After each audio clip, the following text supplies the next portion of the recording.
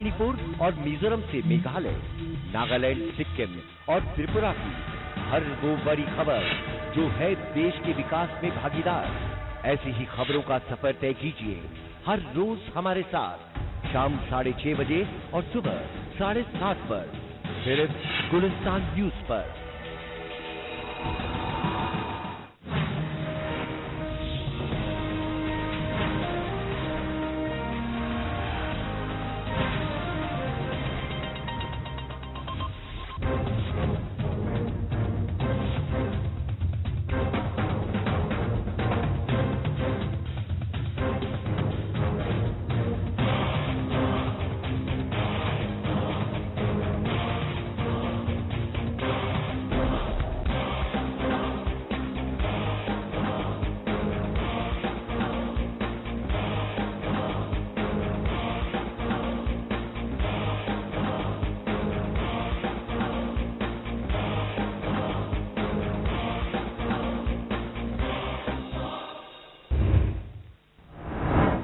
नमस्कार, मैं हूं कबीर। आप देख रहे हैं गुलिस्तान न्यूज पर मुंबई एक्सप्रेस और एक बार फिर हम हाजिर हैं लेकर मुंबई और महाराष्ट्र की हर छोटी बड़ी खबर। लेकिन सबसे पहले एक नजर हेडलाइंस पर।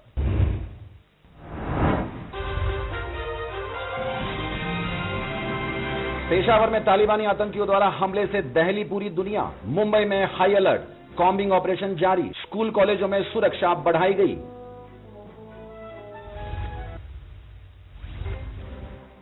मुंबई के भी विद्यार्थियों ने मौन रखकर मारे गए मासूमों को दी श्रद्धांजलि। पेशावर घटना की निंदा।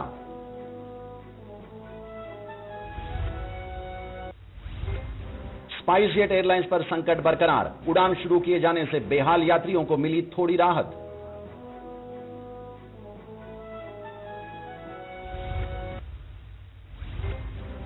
और नागपुर शीतकालीन अधिवेशन में उठा डेंगू का मुद्दा। 164 लोगों की मौत के लिए मनपा को ठहराया जिम्मेदार।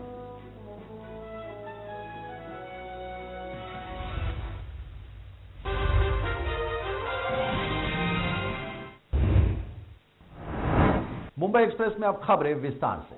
खबरों की शुरुआत करते हैं नागपुर में हो रहे शीतकालीन अधिवेशन से। पाकिस्तान के पेशावर में तालिबानी आतंकियों द्वारा आर्मी पब्लिक स्कूल में मासूम बच्चों की हत्या के मामले की विधानसभा में कड़ी आलोचना की गई। इसके अलावा शीतकालीन अधिवेशन में क्या क्या हलचल रही, इसके विषय में विस्तार से जानकारी लेने के लिए सीधे रुख करते हैं नागपुर का, जहां से हमारे संवाददाता शकील अयूब फोन लाइन पर हमारे साथ जुड़े हुए हैं।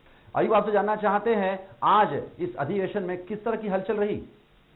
जी कबीर, आज शुरुआती दौर में विधानसभा में विधानसभा अध्यक्ष ने 2 मिनट का मौन धारण करने के लिए विधायकों और मंत्रियों से कहा। जैसा कि हम जानते हैं, कल पाकिस्तान के पेशावर में एक आर्मी स्कूल में घुसकर कुछ आतंकवादियों ने अंधाधुंध गोलियां चलाई और उसमें सैकड़ों बच्चों की मौत हो गई। उन्हीं को श्रद्धांजलि अर्पित करने के लिए विधानसभा अध्यक्ष ने ऐसा किया और 2 मिनट का मौन व्रत रखकर उनको श्रद्धांजलि दी गई। अयूब, आपसे जानना चाहते हैं इसके अलावा कौन सा बड़ा मुद्दा आज छाया रहा अधिवेशन में? जी, यहाँ पर एक बड़ा खास मुद्दा भास्कर जाधव ने उठाया, जो एनसीपी के विधायक हैं। इन्होंने मुंबई बीएमसी का एक मुद्दा उठाया, जहाँ पर डेंगू बीमारी के लिए इस्तेमाल होने वाली दवाइयों का मामला था।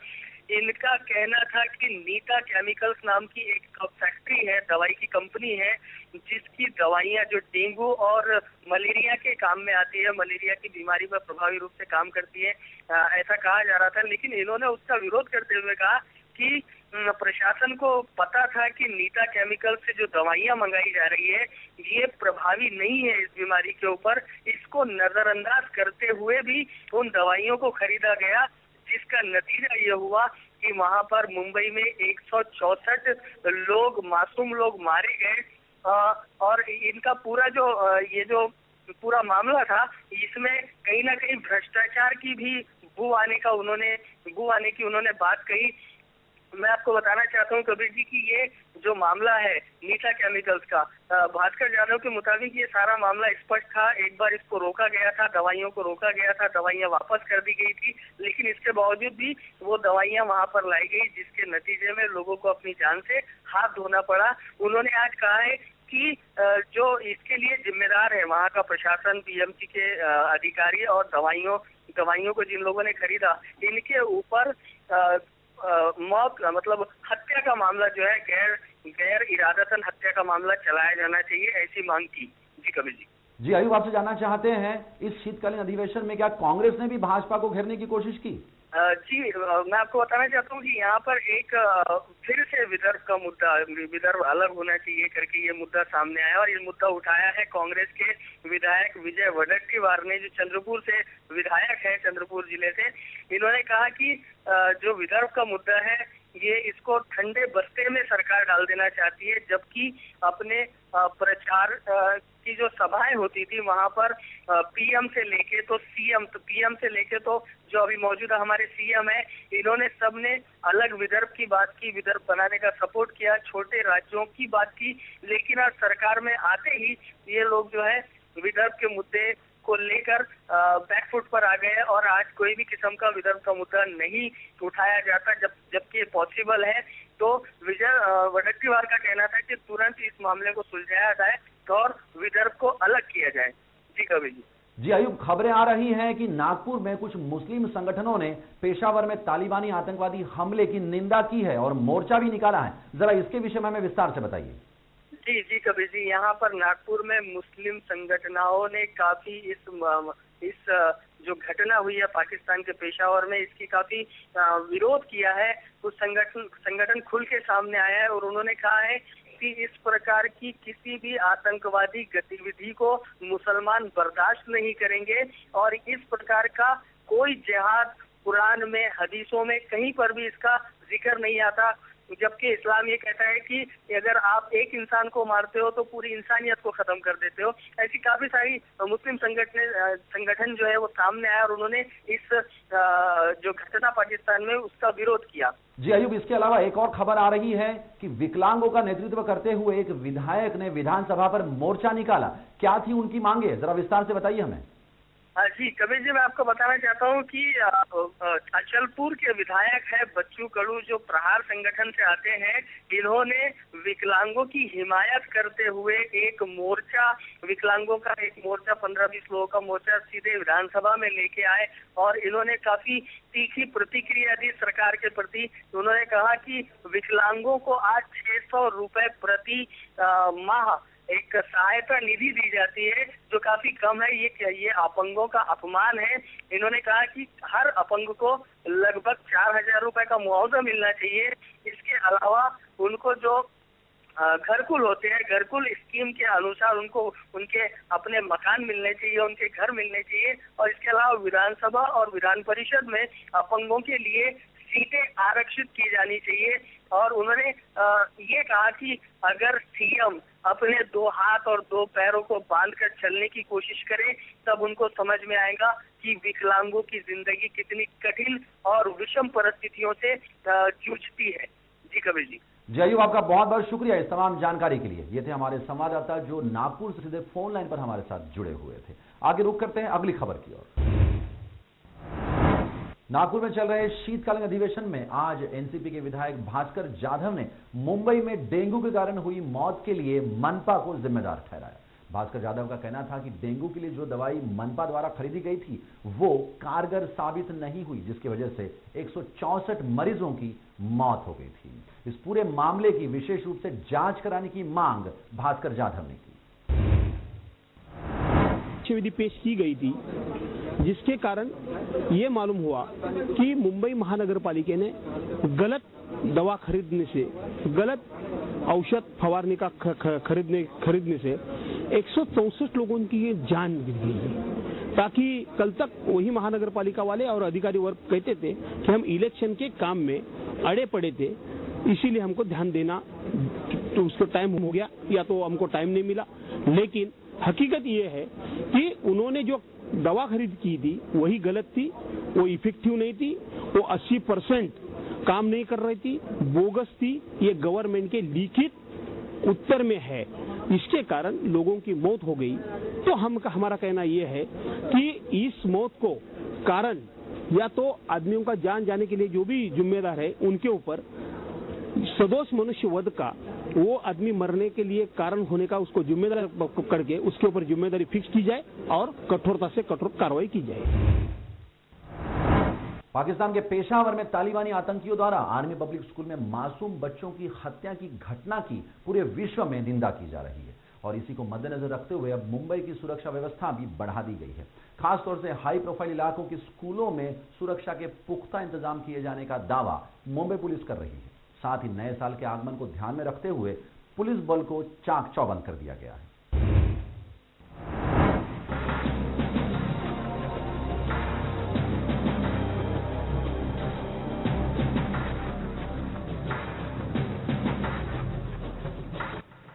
पाकिस्तान के पेशावर में 132 मासूमों की हत्या ने आतंकवाद के घिनौने चेहरे को बेनकाब कर दिया है। पूरी दुनिया को हिलाकर रख देने वाली इस घटना ने यह साबित कर दिया है कि आतंकवाद का कोई न धर्म होता है न ईमान। इस घटना के मद्देनजर मुंबई के स्कूलों में सुरक्षा पुख्ता करने का दावा पुलिस कर रही है। होटल लॉजेस की चेकिंग और कोम्बिंग ऑपरेशन, जहाँ पे गुनहगार छिप सकते हैं, जहाँ पे झुग्गी झोपड़ियों का इलाका है, वहाँ पे कोम्बिंग ऑपरेशन हमारे चल रहे हैं। इसके अलावा प्लेन स्रोत में हमारे वॉचर्स जो प्रोमिनेंट प्लेसेस है वहाँ पे रखे हैं। न्यू ईयर और ओबामा के भारत दौरे के मद्देनजर भी भारत की आर्थिक राजधानी मुंबई को आतंकवादियों द्वारा निशाना बनाए जाने की आशंका को देखते हुए पुलिस प्रशासन सतर्क है और किसी भी आतंकी वारदात से निपटने को तैयार है। दिसंबर के महीने में हमारे पास दो बड़े बड़े ओकेजन हमारे पास आते हैं। तो 25 दिसंबर का क्रिसमस है और उसके बाद में 31 का न्यू ईयर का सेलिब्रेशन है। तो उसके लिए हम तैयारी कर रहे हैं कि जहाँ पे बड़ी बड़ी पार्टियों का आयोजन किया जाता है, उन आयोजकों को हम निर्देश दे रहे हैं कि वहाँ पे CCTV कैमरे बिठाए जाए, वहाँ पे प्राइवेट सिक्योरिटी गार्ड रखे जाए, जहाँ पे अगर ज़्यादा क्राउड है वहाँ पे डोर फ्रेम मेटल डिटेक्टर वहाँ पे लगाए जाए, पार्किंग की व्यवस्था रखे। इस तरह की सूचना हम उनको दे रहे हैं। मुंबई हमेशा से आतंकियों के निशाने पर रही है। 26/11 के आतंकी हमले के बाद भी आतंकियों ने कई बार मुंबई की लोकल और खास जगहों को अपना निशाना बनाया है। आतंकवादियों से निपटना मुंबई पुलिस के लिए हमेशा से चुनौती रही है और पुलिस ने इस चुनौती को हमेशा स्वीकार किया है। मुंबईकरों को भरोसा है कि पुलिस की सक्रियता को देखते हुए वे मुंबई में आतंकी कार्रवाई करने की हिमाकत नहीं करेंगे। मुंबई से गुलिस्तान न्यूज के लिए सत्यप्रकाश सोनी की रिपोर्ट।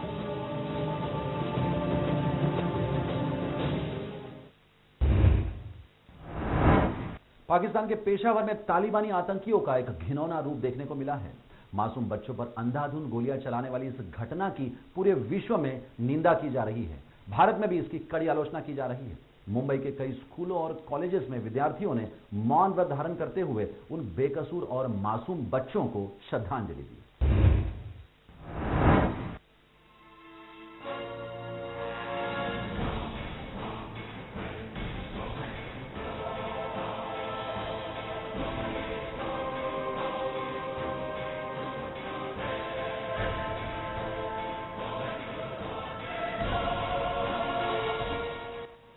पाकिस्तान के पेशावर के आर्मी स्कूल में करीब 7 घंटे तक चली पाक सेना की कार्रवाई में 6 आतंकियों को मार गिराया गया।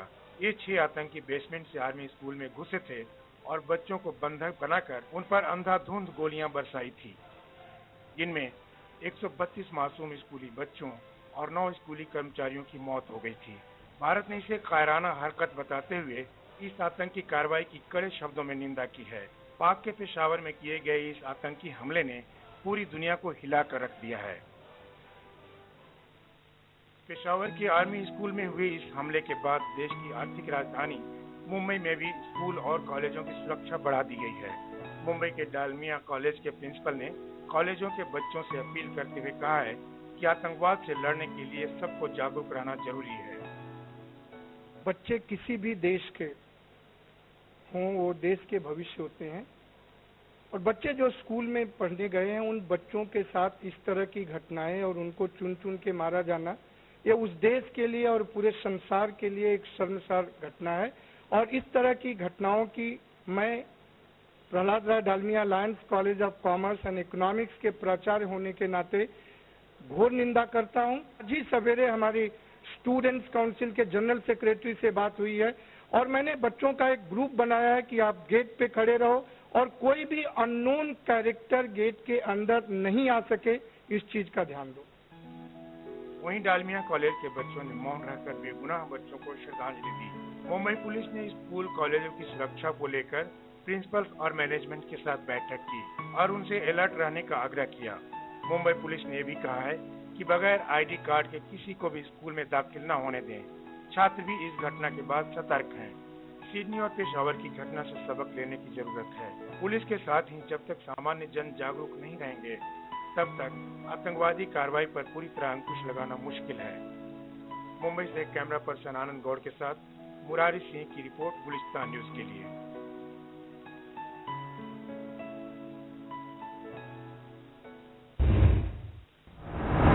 इंडियन नेवल शिप हमला द्वारा मुंबई में बॉक्सिंग चैंपियनशिप का आयोजन किया गया था। यह बॉक्सिंग चैंपियनशिप 12 दिसंबर से 15 दिसंबर के बीच चली और इसमें आर्मी, नेवी और एयरफोर्स के खिलाड़ियों ने हिस्सा लिया था।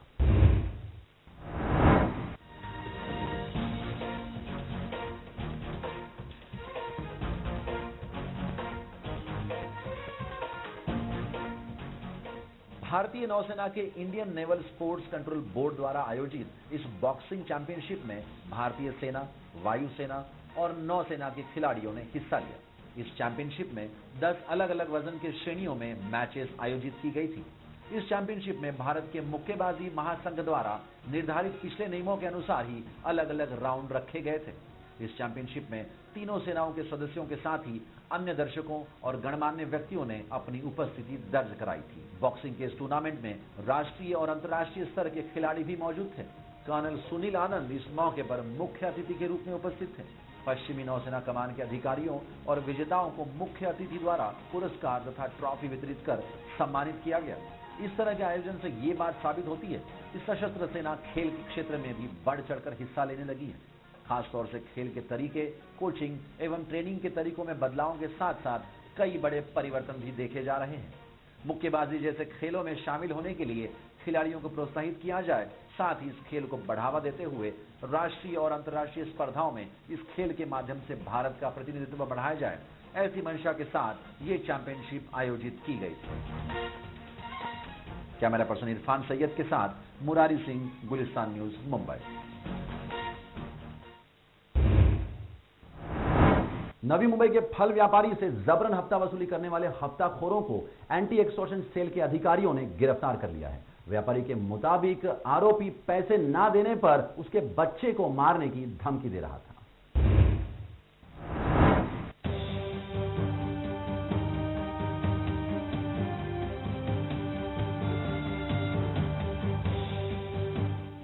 एंटी एक्सटॉर्शन सेल के हत्थे चढ़े ये दोनों आरोपी मुंब्रा के रहने वाले हैं। ये यहाँ के थोक बाजार के एक व्यापारी को धमकी देकर हफ्ता उगाही कर रहे थे। व्यापारी के मुताबिक शुरुआत में उसने उन्हें कुछ पैसे दे भी दिए थे, लेकिन वे बार बार उससे पैसे मांगने आने लगे। साथ ही पैसे न देने पर उसके बच्चे को जान से मारने की धमकी भी देने लगे।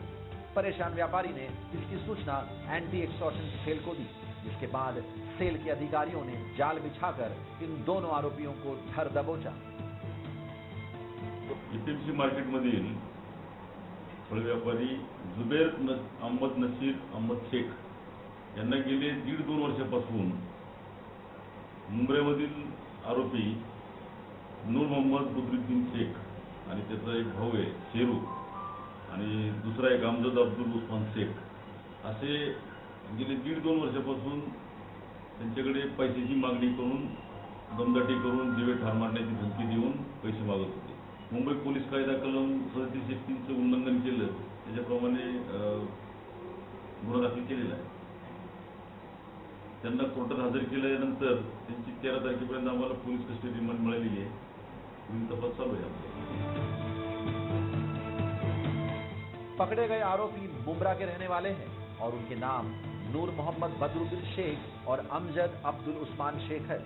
उनके पास से एक बाइक भी बरामद की गई है।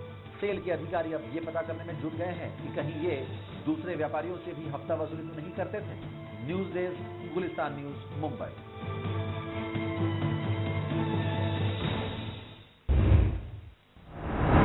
निजी एयरलाइन स्पाइस जेट में पिछले कुछ दिनों से गड़बड़ियों के कारण यात्रियों को काफी दिक्कतों का सामना करना पड़ रहा है। मंगलवार पूरे दिन स्पाइस जेट की कोई भी फ्लाइट उड़ान नहीं भर पाई थी और इसका कारण बताया जा रहा है विमानों में ईंधन का ना होना। हालांकि बुधवार को कुछ फ्लाइट्स की उड़ानें भर पाई थी, लेकिन अब भी ये संकट बरकरार है।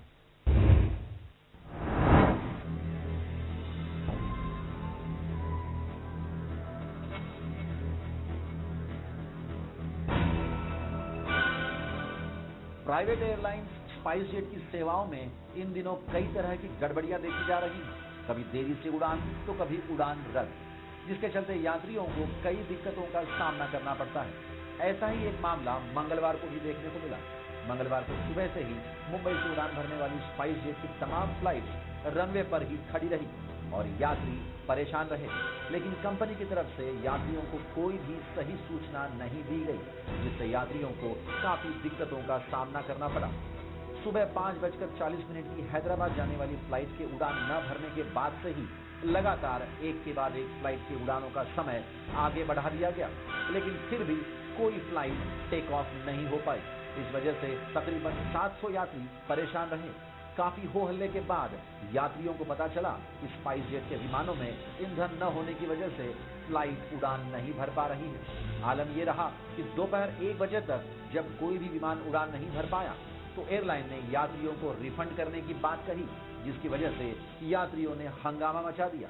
हालांकि स्पाइस जेट इस मामले पर मीडिया से कुछ भी कहने से बच रही है, लेकिन एक यात्री के मुताबिक मंगलवार को स्पाइस जेट का कोई भी विमान ईंधन न मिल पाने की वजह से उड़ान भर नहीं पाया। उन्होंने मतलब पहले से मुझे एक मैसेज दे दिया था कि फ्लाइट कैंसिल हो चुकी है, तो इन्होंने मुझे फिर बॉम्बे का कनेक्शन दिया।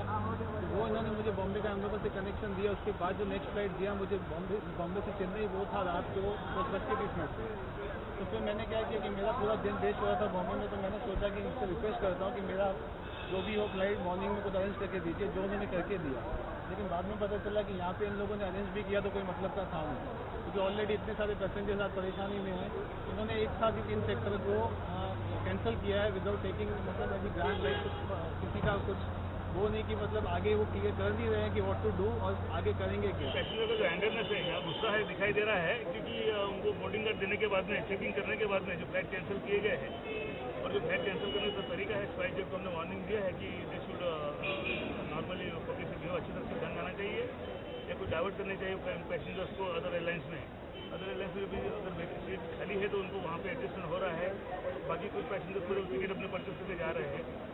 तो जो एंगल है जो इतना सुबह इतना दिख रहा था, अभी थोड़ा उनका कम हुआ है। और स्पाइस जेट के एम्प्लॉयज ने बोला कि they should politely behave with the passengers, और खुद हम इस परिस्थिति को हम खुद यहाँ खड़े रह के हैंडल कर रहे हैं।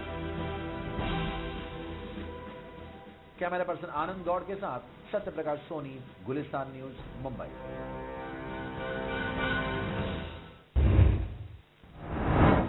आम आदमी पार्टी नेता अंजलि दमानिया ने दावा किया है कि महाराष्ट्र के 70,000 करोड़ रुपए के सिंचाई घोटाले में मंत्रियों के अलावा कुछ ठेकेदारों के नाम भी शामिल हैं। इसमें सबसे पहला नाम खत्री ग्रुप का है।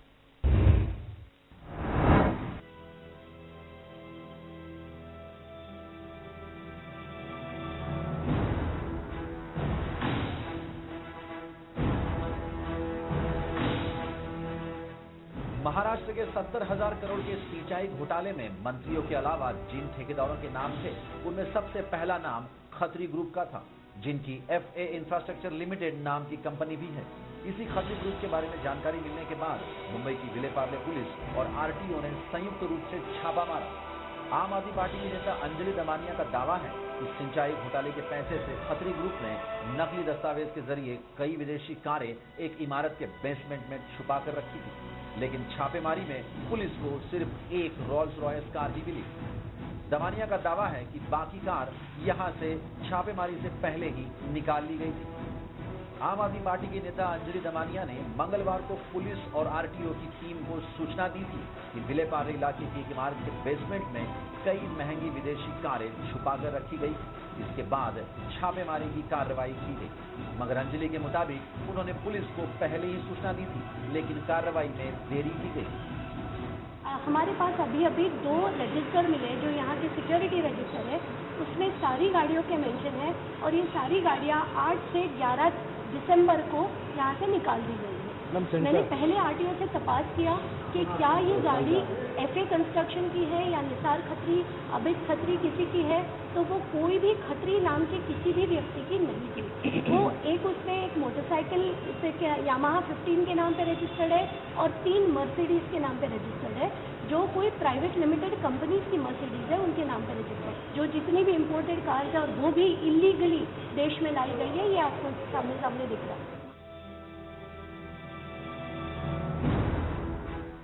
अंजलि का आरोप है कि ये कारें दूसरे राज्यों में रजिस्टर्ड कराई गई थी। जांच में पता चला कि नंबर प्लेट किसी मोटरसाइकिल के नाम पर है।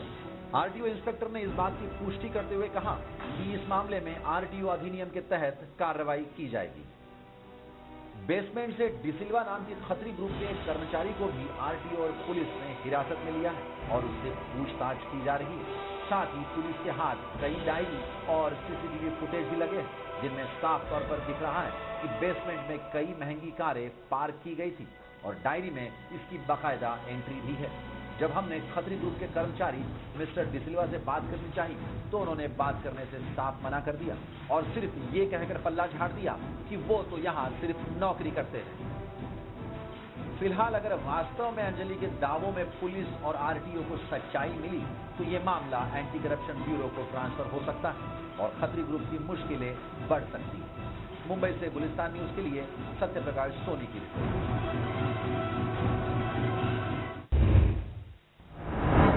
मुंबई एक्सप्रेस में अब कुछ खास खबरें संक्षेप में। बेमौसम बारिश और ओलावृष्टि की मार झेल रहे किसानों के लिए राज्य सरकार ने अपना खजाना खोल दिया है। जिन किसानों की फसल तबाह हो गई है उन्हें जहां प्रति हेक्टेयर 10,000 रुपए देने का ऐलान सरकार ने किया है, वहीं फलों की खेती के नुकसान से प्रभावित किसानों को 15,000 रुपए प्रति एकड़ दिए जाएंगे। इसके अलावा जिन किसानों की मौत हो गई है उनके परिजनों को 2.5 लाख की मदद सरकार की ओर से दी जाएगी। बारिश और ओलों से किसानों के जानवर भी मरे हैं, ऐसे किसानों को भी मदद देने का आश्वासन सरकार ने दिया है। उन्हें जहां बड़े जानवरों के लिए 20,000 रुपए दिए जाएंगे, वहीं मध्यम जानवरों की मौत पर 10,000 की मदद राशि दी जाएगी। सरकार ने बैन दवाओं को बेचने वाले केमिस्टों पर कार्रवाई करने के आदेश जारी किए हैं। विधानसभा में इस तरह की जानकारी देते हुए कहा गया कि जो केमिस्ट प्रतिबंधित दवाएं बेचते हुए पाए जाएंगे उनके लाइसेंस रद्द कर दिए जाएंगे। आपको बता दें कि ठाणे और मुंबई के दूसरे इलाकों में कई प्रतिबंधित दवाएं खुलेआम बेचे जाने की जानकारी मिल रही है, जिनका युवा पीढ़ी दुरुपयोग कर नशे का शिकार हो रही है।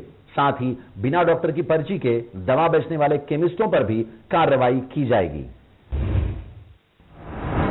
कांग्रेस नेता और पूर्व सांसद नीलेश राणे ने कहा है कि सिडनी में कैफे के अंदर लोगों को बंधक बनाने जैसी घटनाओं को रोकने के लिए यह जरूरी है कि ज्यादा से ज्यादा लोगों को हिंदू बनाया जाए। सिडनी बंधक प्रकरण में बंदूकधारी समेत 3 लोगों की मौत के अगले दिन नीलेश ने यह ट्वीट किया था। सिडनी में जो कुछ हुआ, ऐसी घटनाएं लगभग हर जगह हो रही है। भारत को ज्यादा से ज्यादा लोगों को हिंदू बनाने पर जोर देना चाहिए। एक अंग्रेजी अखबार से बात करते हुए उन्होंने देश के भीतर बड़े पैमाने पर धर्म परिवर्तन कराने के ट्वीट का बचाव भी किया। नीलेश ने कहा, मुझे यह मानने के लिए कांग्रेस या बीजेपी का हिस्सा होने की जरूरत नहीं है कि अगर सभी हिंदू एकजुट रहें तो वे ऐसी घटनाओं को रोक सकते हैं।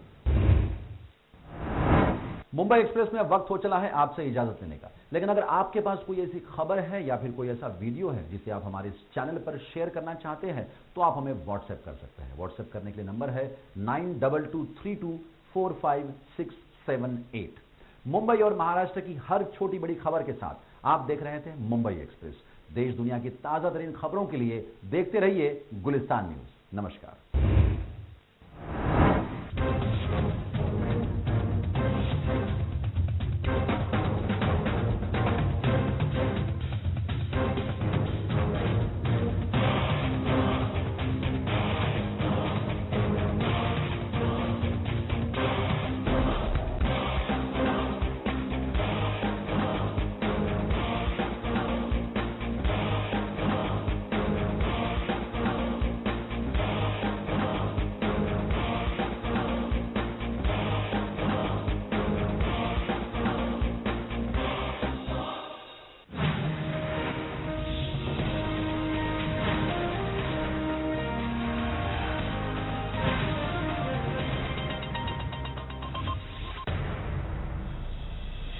शादी बाद में हो जाएगी, हम पहले निकाह कर लेते हैं। जब आपकी तालीम मुकम्मल हो जाए तो। ताया अब्बा कभी इजाजत नहीं देंगे कि मुझ पे एतबार नहीं है आपको। कुछ तो अपने माँ बाप की इज्जत का ख्याल रखो आरती। मैं तो उसे मरकर भी इस घर में नहीं लाऊंगी।